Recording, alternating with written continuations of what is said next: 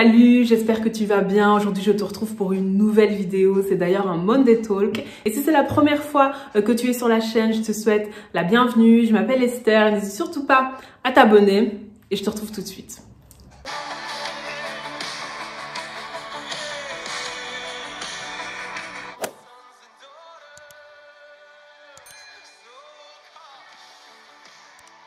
Aujourd'hui, on va de nouveau aller dans le livre de la Genèse à partir du chapitre 3, verset 1er. Le serpent était le plus rusé de tous les animaux des champs que l'Éternel Dieu avait fait. Il dit à la femme, « Dieu a-t-il réellement dit, vous ne mangerez pas de tous les arbres du jardin ?» La femme répondit au serpent, « Nous mangeons du fruit des arbres du jardin, mais quant au fruit de l'arbre qui est au milieu du jardin, Dieu a dit, vous n'en mangerez pas, et vous n'y toucherez point, de peur que vous ne mouriez. » Alors le serpent dit à la femme, « Vous ne mourrez point, mais Dieu sait que le jour où vous en mangerez, vos yeux s'ouvriront, et que vous serez comme des dieux, connaissant le bien et le mal. » La femme vit que l'arbre était bon à manger, et agréable à la vue, et qu'il était précieux pour ouvrir l'intelligence. Elle prit de son fruit et en mangea. Elle en donna aussi à son mari qui était auprès d'elle, et il en mangea. Alors pour l'instant, on va s'arrêter ici. Alors au tout début du chapitre, la Bible nous dit clairement que le serpent était le plus rusé de tous les animaux des champs que l'Éternel Dieu avait fait. Alors je ne pense pas du tout que cette précision soit un hasard. Au contraire, en fait, ça nous montre que Satan avait besoin de la ruse du serpent pour parvenir à ses fins. Parce qu'on voit très bien que dans la conversation entre Ève et le serpent, il y a vraiment tout un cheminement. Il y a vraiment des choses qui se passent à l'intérieur d'Ève en fonction des informations que lui donne le serpent. Et c'est justement en fait cette ruse et cette sournoiserie que le serpent avait et que Satan a utilisé pour justement semer des choses dans le cœur de Ève, semer le doute par rapport à ce que Dieu avait fait, semer la convoitise par rapport à l'arbre du fruit, semer l'envie par rapport au fait d'avoir une intelligence plus grande, de devenir comme des dieux, etc., etc. Il y a toute cette ruse et toute cette sournoiserie que le serpent avait et que Satan a utilisé pour parvenir à ses fins. C'est vraiment pour des raisons bien précises que Satan a utilisé le serpent, semer des choses dans le cœur de Ève pour la pousser à avoir un certain comportement, pour la pousser à avoir certaines attitudes, pour la pousser à désobéir à Dieu. Et il y a peut-être des personnes qui sont dans ta vie et que Satan utilise pour semer des choses dans ton cœur, pour te pousser à avoir certaines attitudes, pour te pousser à avoir certains comportements. Peut-être que ce sont des membres de famille, un père, une mère, un mari, une femme, des enfants, des oncles, des tantes, etc.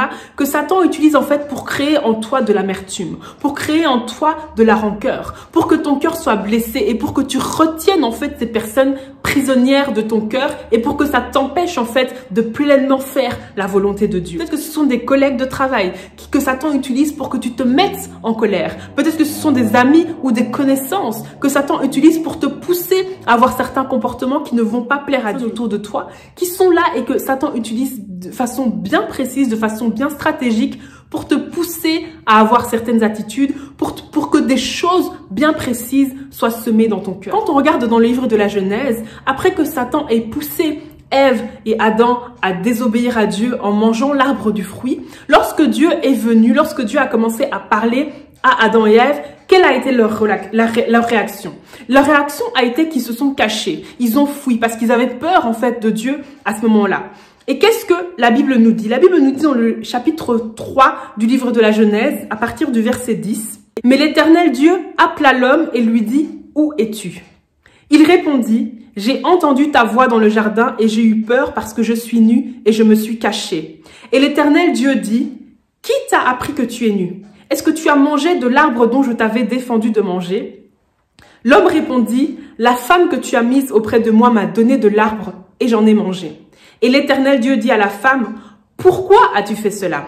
Et la femme répondit, « Le serpent m'a séduite et j'en ai mangé. » Peut-être qu'il y a des personnes qui sèment des choses dans ton cœur.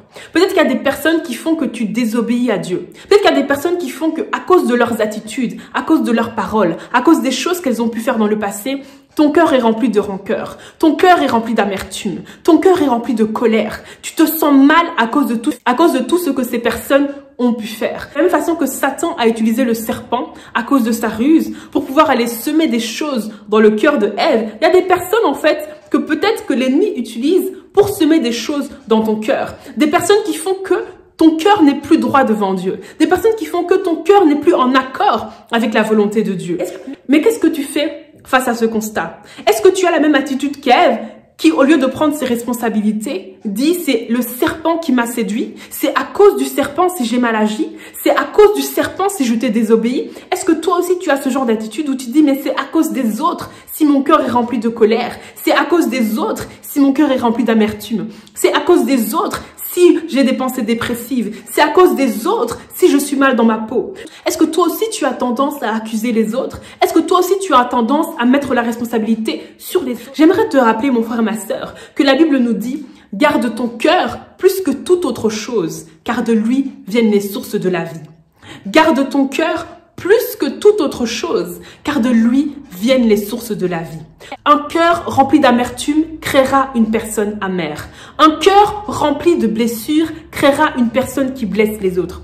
Un cœur rempli de rancœur créera une personne très dure. La Bible nous dit clairement que nous avons la responsabilité de garder notre cœur plus que toute autre chose parce que c'est dans notre cœur que viennent les sources de la vie. Peut-être que ces personnes t'ont blessé, peut-être que ces personnes t'ont fait du mal, peut-être même que ce sont des personnes que l'ennemi a utilisées exprès pour que tu te mettes en colère, que tu sois rempli de rancœur, pour que tu sois blessé. Mais sache que c'est ta responsabilité de garder ton cœur plus que toute autre chose parce que si ton cœur n'est pas droit devant Dieu, malheureusement ça va affecter la relation que tu as avec Dieu. Vraiment te dire que tu ne peux pas contrôler ce qui sort de la bouche des gens. Tu ne peux pas contrôler les comportements que les gens auront. Tu ne peux pas contrôler la façon dont les gens vont se comporter à ton égard.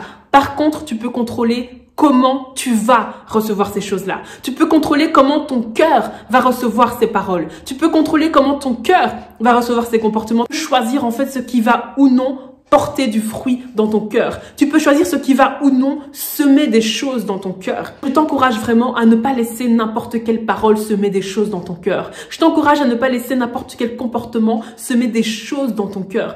Je t'encourage vraiment à prendre la décision de libérer toutes ces personnes qui sont dans ton cœur. Toutes ces personnes que l'ennemi a utilisées pour créer en toi de la rancœur, pour créer en toi de l'amertume, pour créer en toi de la colère, pour créer en toi des pensées dépressives, pour créer en toi des sentiments de morosité, pour créer en toi le mal-être. Toutes ces personnes qui ont simplement été utilisées par l'ennemi parce que l'ennemi voulait t'emmener quelque part. L'ennemi voulait t'emmener dans une certaine attitude. L'ennemi voulait t'emmener dans un certain comportement qui n'allait pas plaire à Dieu, qui allait être loin de la volonté de Dieu, qui allait t'éloigner de ce que Dieu a prévu pour toi, qui allait commencer à te rendre peut-être même insensible au plan de Dieu pour ta vie, insensible à la voix du Saint-Esprit, insensible à ce que Dieu veut pour toi. J'aimerais vraiment t'encourager à libérer toutes ces personnes de ton cœur et à commencer à protéger ton cœur, à commencer à garder ton cœur. Tu ne peux pas contrôler ce qui sort de la bouche des gens, mais tu peux contrôler comment tu reçois ces paroles. Tu ne peux pas contrôler les comportements que les gens ont, mais tu peux contrôler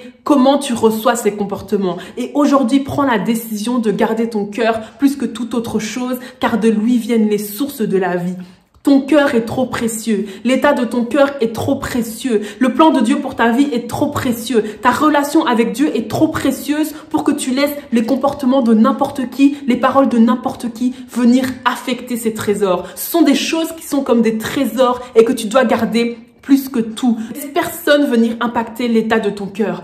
Peut-être que ce sont des choses qui se sont passées il y a des années, mais ces choses sont toujours là et ces choses ont porté du fruit, mais elles ont porté du mauvais fruit. Je t'encourage vraiment à libérer ces personnes de ton cœur pour que ton cœur puisse être totalement restauré par l'amour de Dieu. Demande à Dieu de te montrer véritablement l'état de ton cœur. Demande à Dieu de vraiment te montrer ce qu'il se passe dans ton cœur, ce qui a été semé dans ton cœur. Demande à Dieu d'exposer l'état de ton cœur. La Bible dit: sonde-moi, ô Dieu, et connais mes pensées. Demande à Dieu de véritablement te sonder dans les profondeurs de ton âme et de ramener à la surface tout ce qu'il s'y passe et de traiter toutes ces choses. Et de traiter toutes ces choses. Un temps de prière pour que le Seigneur puisse te toucher d'une façon particulière. Je te remercie, Seigneur, pour ta parole, Seigneur. Je prie pour mon frère, je prie pour ma sœur. Et je proclame vraiment que des cœurs sont libérés ce soir. Je proclame que des pardons en sont libérés ce soir. Je proclame que des personnes qui en voulaient à des frères, à des sœurs, à des pères, à des mères, à des amis, à des collègues, à des ex-copains, des ex-copines, des ex-maris, des ex-femmes, à des cousins, et à peu importe le type de relation, je proclame que ces personnes prennent aujourd'hui la décision de libérer ces personnes de leur cœur. Elles prennent aujourd'hui la décision de pardonner, Seigneur. La Bible dit, à moi la vengeance, à moi la rétribution. La vengeance appartient à Dieu. Ta part, c'est de libérer ces personnes de ton cœur. Je proclame que des personnes commencent maintenant à pardonner. Des personnes commencent maintenant à libérer les personnes à qui ils en veulent. Et alors que toi, tu prends la décision de pardonner, alors que toi, tu prends la décision de libérer, le Seigneur te couvre de son amour. Tu commences à ressentir l'amour de Dieu. Le Saint-Esprit commence à guérir les cœurs qui sont brisés. Les cœurs qui sont brisés commencent à être restaurés dans le nom puissant de Jésus-Christ. Que ton cœur soit restauré maintenant. Que ton cœur soit restauré maintenant dans le nom puissant de Jésus-Christ. Que les semences d'amertume disparaissent au nom puissant de Jésus-Christ. Que les semences de rancœur disparaissent dans le nom puissant de Jésus-Christ. Que les semences de mal-être, que les pensées dépressives disparaissent maintenant dans le nom puissant de Jésus-Christ. Que les cœurs brisés soient restaurés maintenant dans le nom puissant de Jésus-Christ. Et que la volonté de Dieu soit faite au nom puissant de Jésus. Seigneur, que ta volonté soit faite dans le nom puissant de Jésus-Christ. Dans la vie de mon frère, dans la vie de ma sœur, que ta volonté soit faite, Seigneur. Que les cœurs soient totalement libres, Seigneur. Et Seigneur, que tu nous donnes la grâce, que tu nous donnes la sagesse, Seigneur, d'apprendre à garder nos cœurs purs, Seigneur. Que l'amertume ne trouve pas sa place en nous, que la rancœur ne trouve pas sa place en nous, que le manque de pardon ne trouve pas sa place en nous, dans le nom puissant de Jésus-Christ. Le pardon est une décision. De la même façon que Dieu nous a pardonné nos péchés, nous devons apprendre à pardonner les autres. Le pardon est une décision, le pardon est un choix.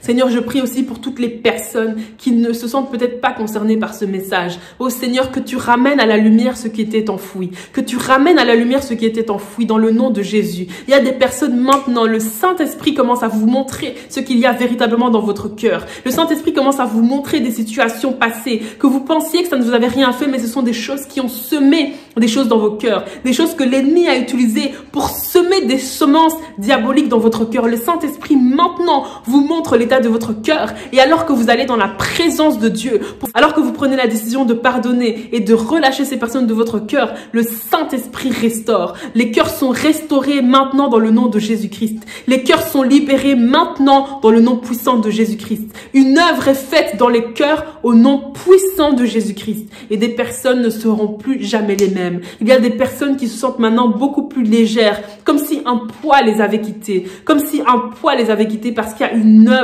que l'Esprit de Dieu vient de faire, parce que tu as pris la décision de croire en sa parole. Tu as pris la décision de relâcher les personnes de ton cœur. Tu as pris la décision de faire en sorte que de garder ton cœur plus que toute autre chose. Tu as pris la décision de prendre tes responsabilités par rapport à ta destinée, par rapport à ta vie, par rapport à ta relation avec Dieu. Et à cause de ça, le Saint-Esprit a fait une œuvre en toi, et tu ne seras plus jamais la même. Et que le Seigneur nous aide à garder nos cœurs, que nous soyons remplis de sagesse et de discernement, et que nous puissions vraiment garder nos cœurs plus que toute autre chose, car de lui viennent les sources de la vie. Amen.